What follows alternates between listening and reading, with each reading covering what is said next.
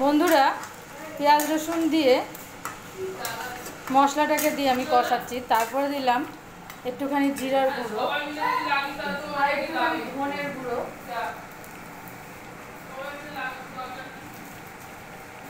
নুন,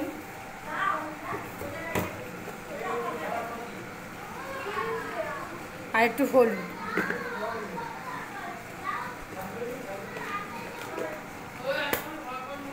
কাশ্মীরি লঙ্কার গুঁড়ো।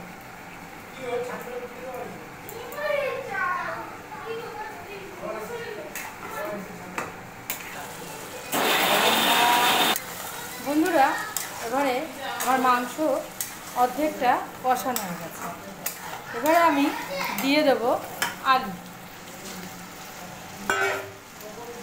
বন্ধুরা, এবারে আমি আলুটা দিয়ে মাংসটা ভালো করে কষাবো।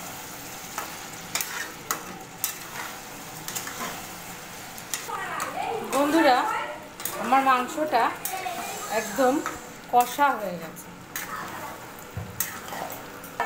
দিয়ে দিলাম গরম মশলা।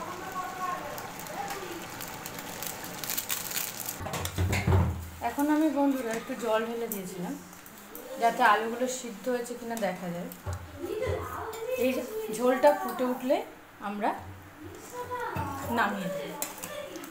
আর এই মাংস রান্নাটি ভালো লাগবে তারা সাবস্ক্রাইব করে দেবে।